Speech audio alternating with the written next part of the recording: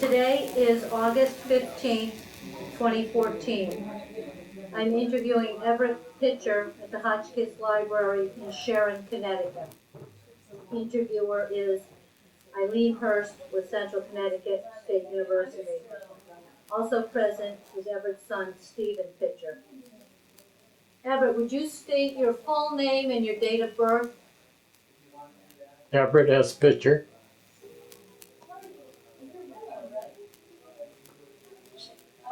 September 2nd, 1916.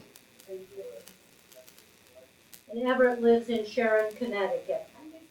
Everett served in World War II. What branch of the service did you serve in, Everett? Army. What was your highest rank? T4. Can you tell me how you got into the Army? I was working in Scoville's in Waterbury, which was manufacturing the brass for making shells. And I was a tool grinder. And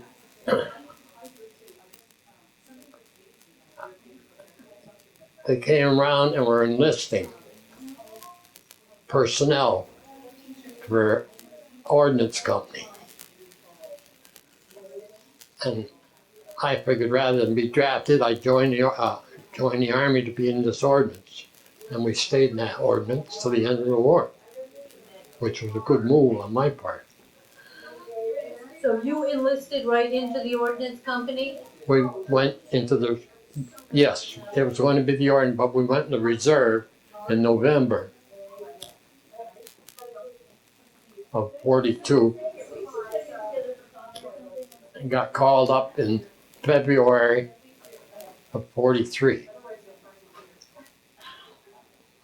Called to Devens. When you were in the reserve, what were your duties? Did you have to do any training during that time? Or you No, we were just waiting? kept working, And they notified us 3 weeks in advance that they were going to call us.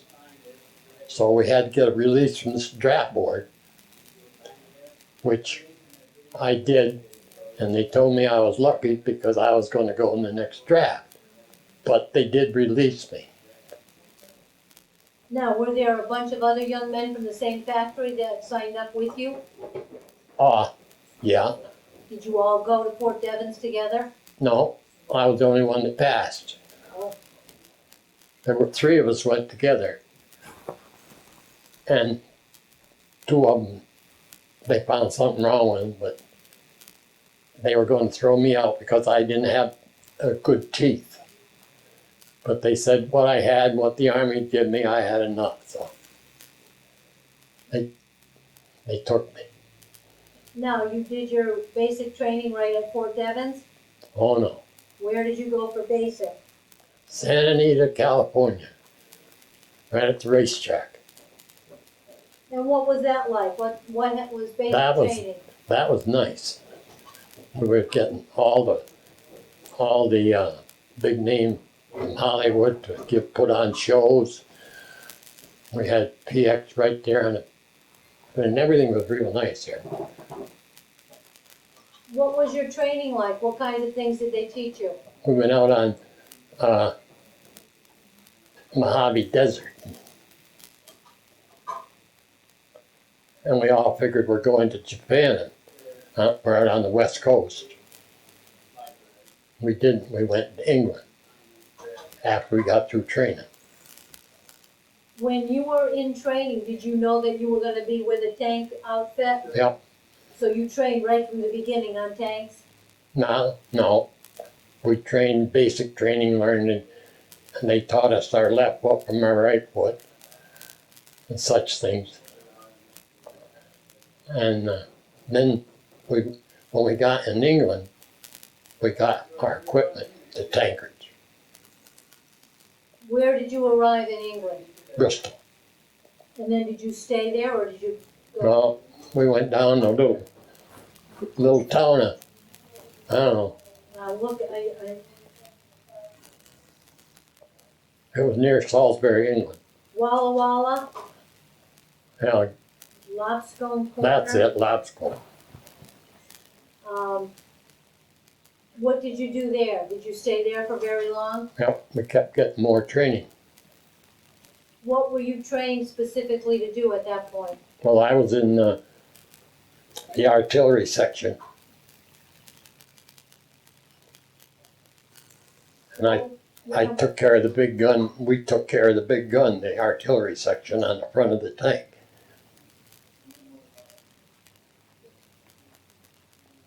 What can you tell me about the guns that you used? We all were issued carbines. Carbines are short because they were easy to come in out of a tank. How many men would be in one tank? Oh, for 5, I think 5. And, In combat, I think there was 5. and your job as a, No, you weren't in that we tank? didn't go in them. We didn't go in the tanks. We were the ordnance company. We were separate. But we went all over, wherever we were, they needed, because we had different sections of the ordnance. So we went, General Bradley was the general when we made when we went into France on Utah Beach. And as soon as Patton got there, we went with Patton. What was your specific job in the ordnance company?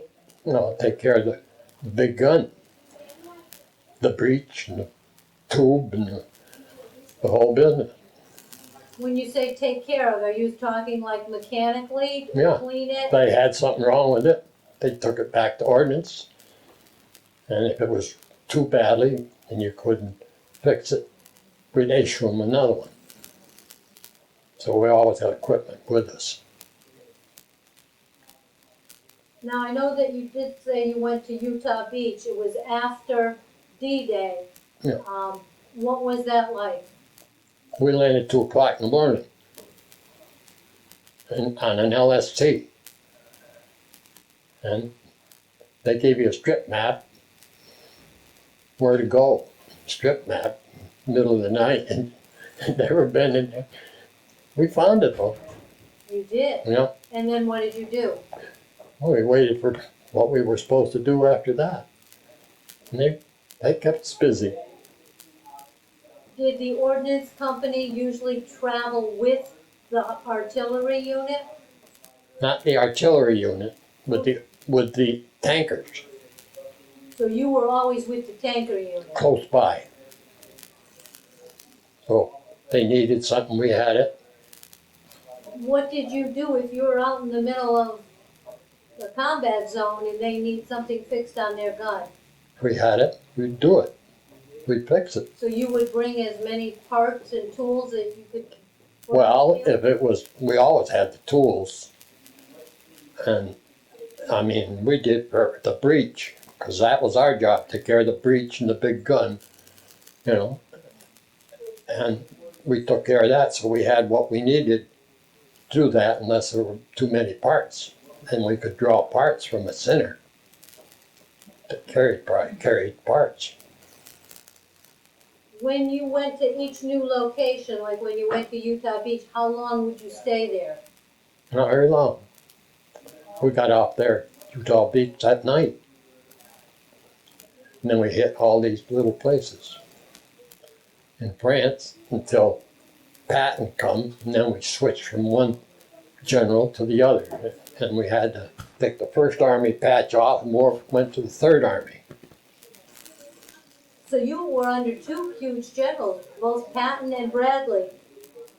For you as an ordnance man, was there a difference in having Bradley as opposed to Well, you didn't having- see much of him because he was too busy. What about Patton? Did you ever see him? Yep, just once. That was outside of Metz. Yeah, pearl handle revolvers. Everybody scared to death. Everything was we knew he was coming, so everything was spit and polished. He wanted to make sure the tanks were all right. He had 8 tanks, specially armored, because he had problems in Mets, with all that armor on there. He didn't have any problem. When you traveled with a tank unit, how big a group would it be? How many tanks would travel together? Oh, I don't know. I mean, we were called. We didn't travel with them. We stayed in place, and if they needed us, they'd call us. And then if they got too far out, we'd move again. But we were always back of the tanks. How big was the ordnance unit that you traveled with? How many of you soldiers would be together? About 200. So now as you're traveling all through Europe, fixing the breach on the big artillery guns, did you ever have a home base, or did you just continuously keep Just going? kept get going. Wherever he went, we went close by. So what would a typical day be like for you, from when you got up in the morning till you went to bed at night, if you're out in the middle of Well, battle? they'd always have new stuff coming in from the States. And that you'd get issued so many tanks to get ready to go in combat. And in the middle of winter, when it's cold, and the tube is lined with cosmoline, and you had to get all that cosmoline out of there. Then you were busy for a while. How did you get that out of there? Well, we had some guys that were smarter than others. But we learned tricks. Why was the barrel coated with cosmine? Because they were shipped from the States over there. And that helped preserve them? Yeah, cut the rust out. So once you got the cosmine out of them, then they were ready for battle? Yep.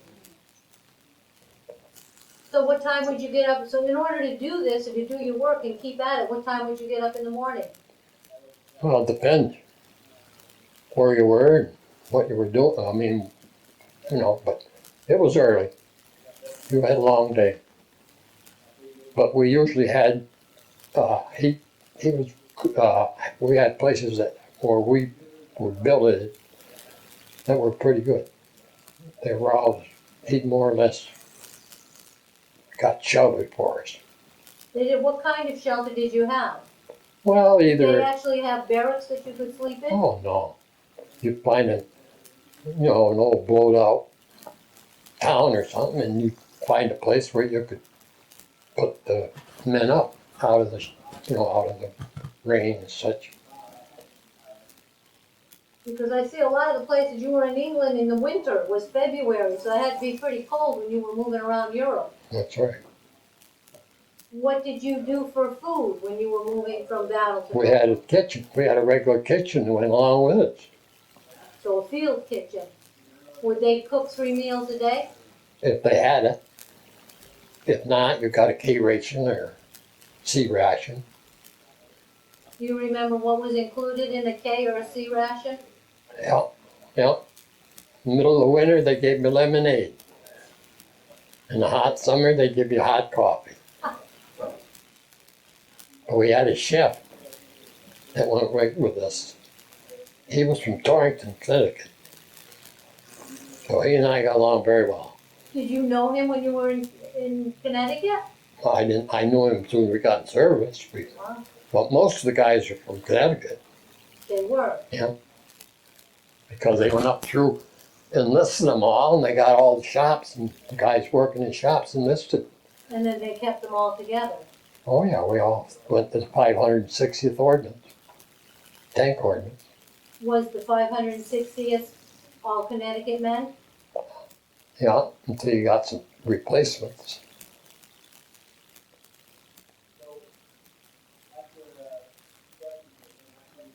Now, can you remember any memorable experiences at any of these places? Now, we have a list of all the places that Everett traveled to that will include with this record. In Everett, it looks like you were at a lot of different places here throughout Europe. Do you have any memorable experiences from any specific places you were at? How does that happen? Well, yeah, bombing's mostly was our problem. Can you describe that? Well, it happened in the middle of the night.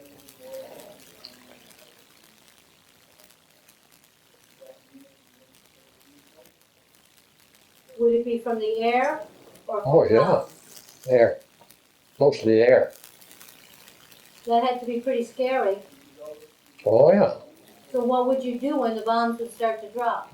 you jump in, you dug a hole in the ground, you'd be in that hole till the bombing was over. Because you were the ordnance for a tank unit, you were probably pretty close to the combat and the action a good part of the time you were there. Well, we were close enough, yeah. And you'd get midnight, middle of the night, they'd come over and bomb you. Either they'd look to take out the equipment or the men. Different kind of bombs they dropped. Were there any casualties in your unit? Oh yeah. And were most of those from bombing runs? Yep. Yeah. Which places that you have listed here did that occur? That I what? Where was the most bombing in all these places that you have listed? Well, around St. Lo, we got pretty well. We got it in Metz. We got it in St. Lo.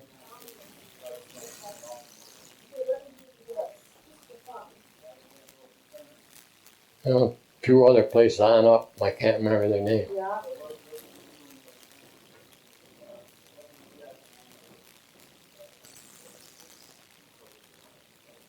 You know how many people were casualties in your unit? No. Everett, while you were overseas, how did you stay in touch with your family? Write them a letter. Were you a good letter writer? I don't know. I didn't get the letters. You didn't get any? Oh yeah. I was married when I was in. I was married. So you wrote letters home to your wife? Yeah. Was the mail if you were constantly moving through Europe, was Oh, the it'll mail catch good? up with you. You can get maybe 3, 4 all at once. But, you look at the date and start with that. Read on. Oh, Did you have time to write letters home? oh, sure. When you always were eating from a field kitchen, how was the food? Well, all depends on what they gave you. Of course, it all had to be inspected. They couldn't feed it to you unless it was GI inspected. But there was a lot of stuff we ate that wasn't GI. And shoot something, you'd eat it. Did you always have enough supplies, enough parts, enough tools? Oh yeah, yeah, they were pretty good. There was no shortages? Didn't seem to be. Now, it had to be pretty stressful with being bombed and trying to keep those tanks running. How did you deal with the stress? Mostly at night, we weren't working on them unless it was necessary. Something special. Well, during the day, you wouldn't get too much bombing. So night, you pretty much had off. What would you do? Not off. No? What would you do?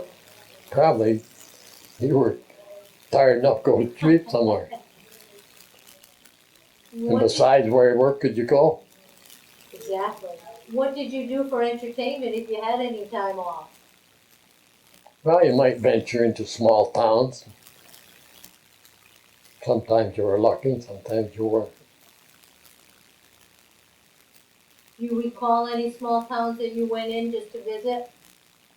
What was it like being in Europe at that time, going into these small towns? Well, the people, they were tickled to death to see us. Because, they had nothing, and, they wanted to, anything you could give them, they tickled to death. They give you $20 for a can of gas. Well, cigarettes, they didn't have any cigarettes. You gave them a cigarette, that was like handing them a $20 bill. They're happy. Did you do anything special for good luck? No, just kept ducking. Did you ever get to see any USO shows? Oh yeah, yeah. Where? They followed along. Did they Not- come out to the field? Well, they'd have a central area, and then they'd come in from all around, and we'd see all the big stars. Do you remember any specific stars that you got to see? Oh yeah, Bob Hope, I saw him, and Crosby, and then in the States we saw a lot of them because we were right there in Santa Anita, just outside of Hollywood. Did you ever have a chance to take any leave while you were overseas? Didn't get any leaves. Did you ever get a day off? A weekend? Oh, well, you try to, if there wasn't a fight, if they weren't fighting close by. I mean, of course, when we got up the Fontainebleau, they put Paris off limits for our group. Why? Well, there's so many guys around, but we went anyhow. So you went. Same way with London. So you went into Paris. What was that like? Oh, that was quite nice because they didn't touch Paris. Not like the other cities. The other cities, they pretty well bombed them out, bombed, shelled, Well, in the way you kept traveling, you must have seen a lot of those cities after the bombing. Parts of them, when we went through, you'd see that, you wouldn't stop and take a look around. So what did you do in Paris? How long did you stay there? Well, we'd sneak off, maybe we'd stay at night, we'd have to sneak out at night. So you look around, see what you could see. So then we did go one Sunday afternoon, I remember that. And we toured around, because that was untouched. Of course, the Germans weren't there. They were gone. That was after France had been liberated. Well, they must have treated you Americans very well then. Well, I probably got sick of seeing us, because there were so many of us. There were like thousands of GIs all over. Well, they said in England, when we were in England, waiting before the invasion, that they had all these little blimps up in the air, and they had rods hanging down from them. And that was to keep the German planes from coming in and getting down low and strafing,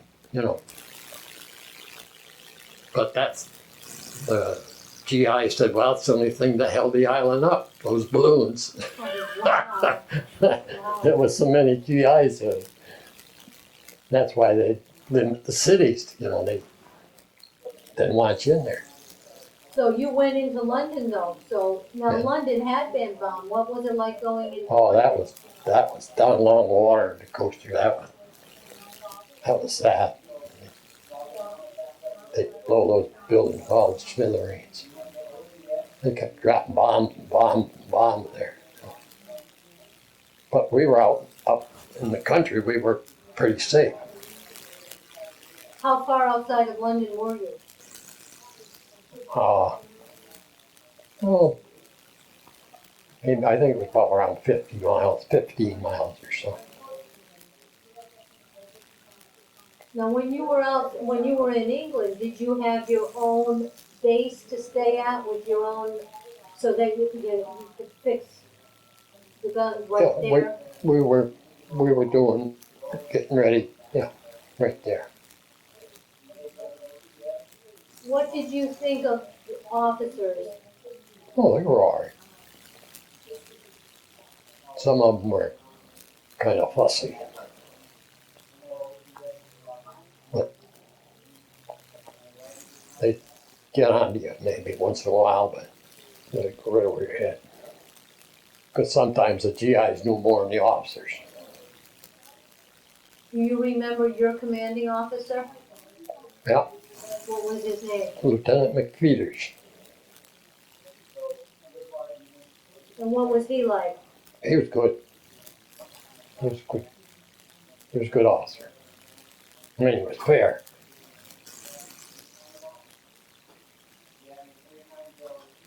What is your opinion of your fellow servicemen?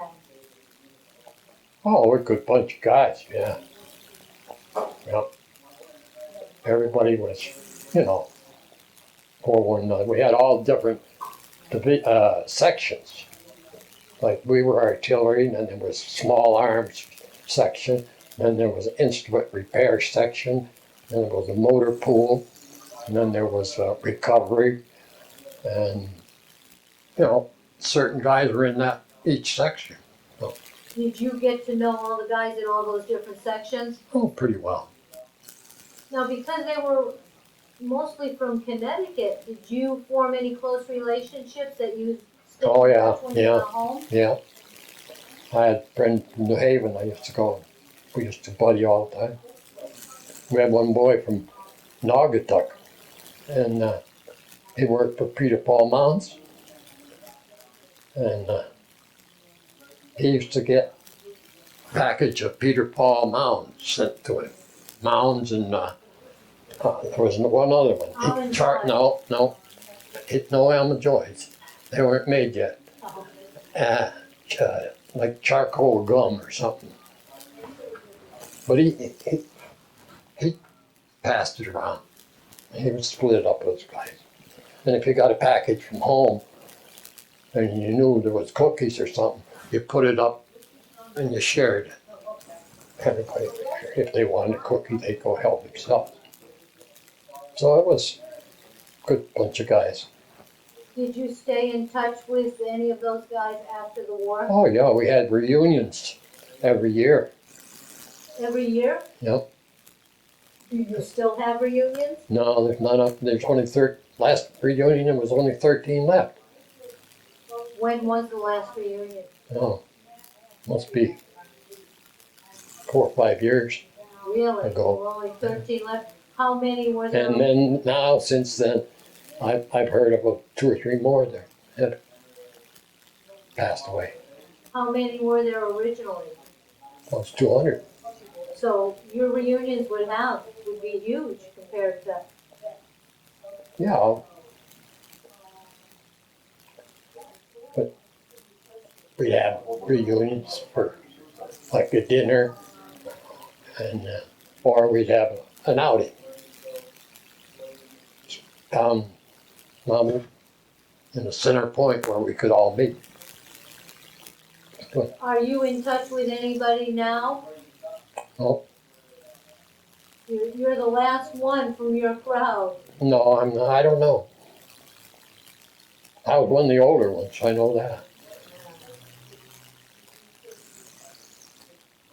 Do you recall when you heard that the war was over, where you were?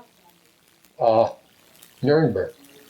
So you had already progressed well into Germany. What were you doing in Nuremberg? Same as what we'd been doing. So you set up in some bombed out building, and you were fixing. We were doing our whatever we'd been doing. How did you hear that the war ended? I think we got the paper. And that's how you found out? Yeah.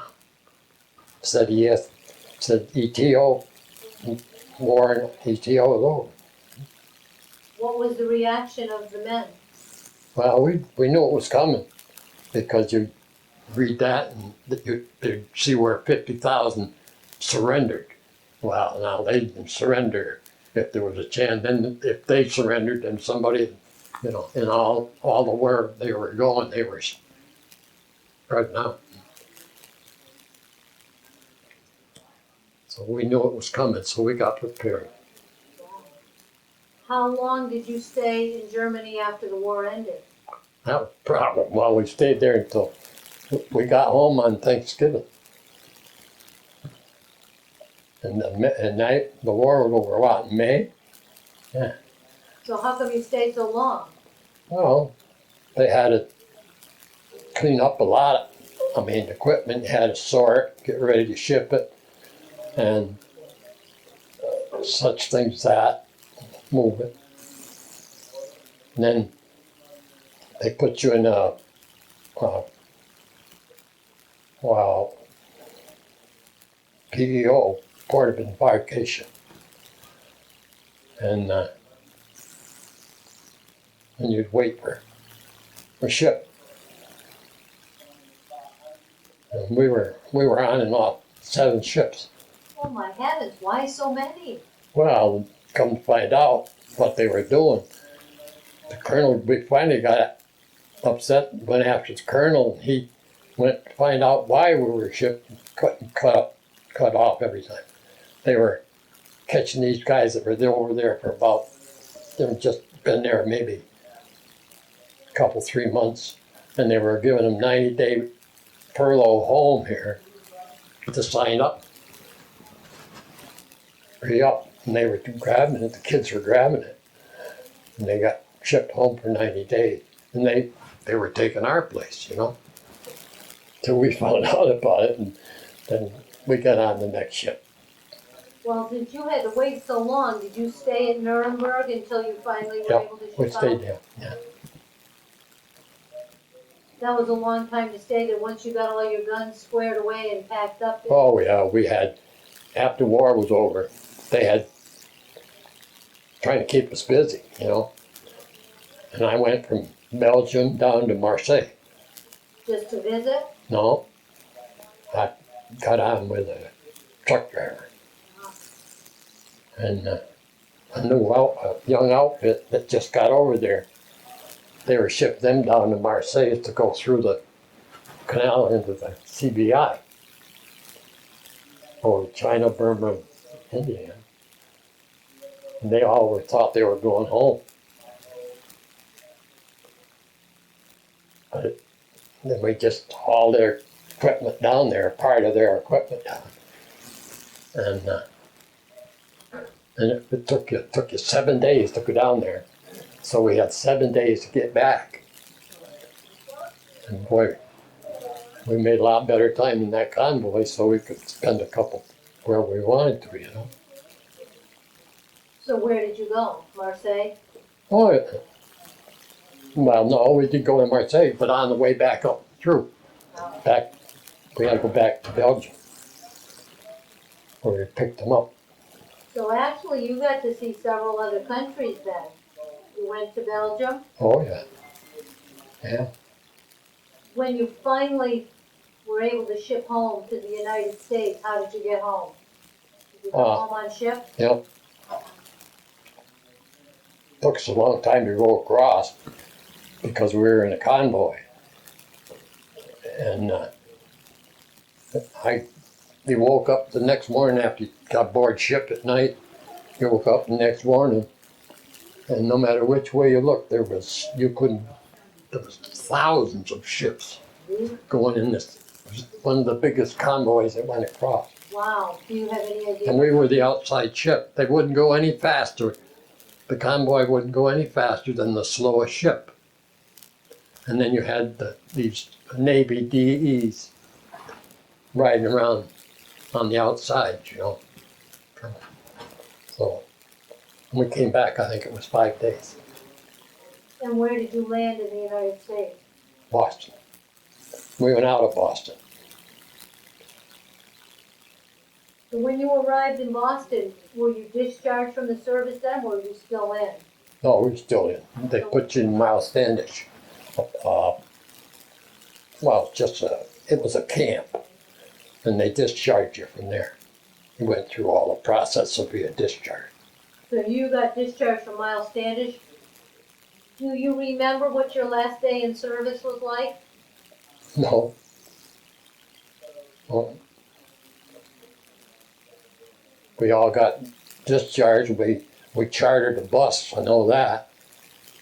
We chartered a bus matter of fact, we chartered two buses.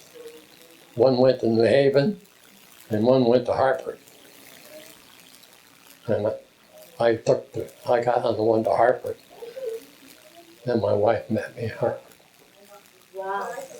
What was your homecoming like once you got home? Well, I don't remember much about that. Probably fell right back in the old routine. Did you go back to work at the same company? No, they could. They were supposed to take it, but I didn't want to go back and shop. So I don't know. I went to work for my wife's uncle. He owned a car dealership.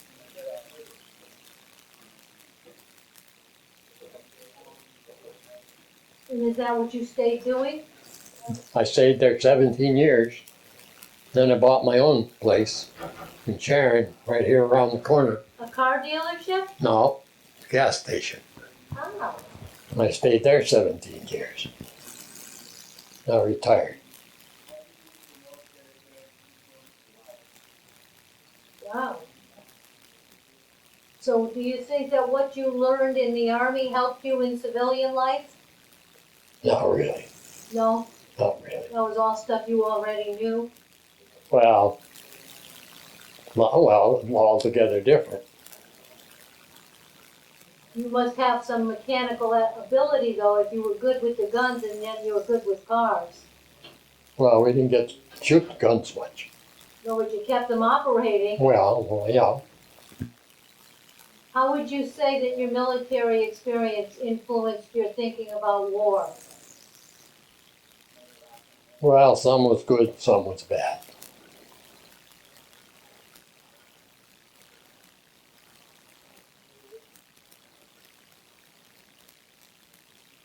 How would you say it affected your life? Well, you remembered it all. 2 weeks I'll be 98, and I still remember going to service. So obviously it did have a big effect on your life if you can still remember it at 98. Yeah, you remembered it, but not much of it came to use.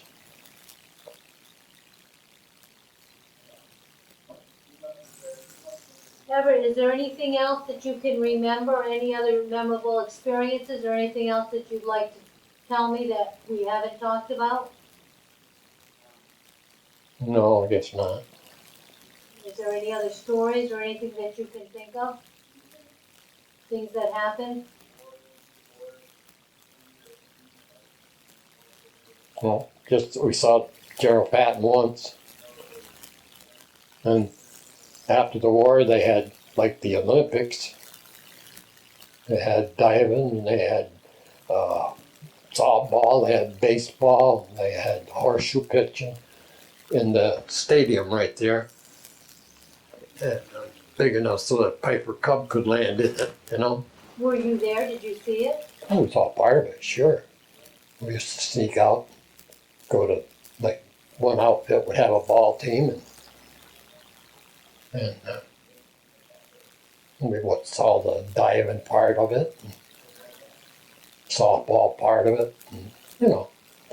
And they just enough to keep us busy, something to keep us busy.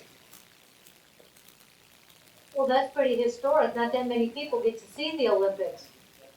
Well, they weren't the Olympics. I mean, they were in a stadium that could have been used for the Olympics. But Well, Everett, I'd like to thank you for your service to our country. Thank you for sharing your story. okay, thank you.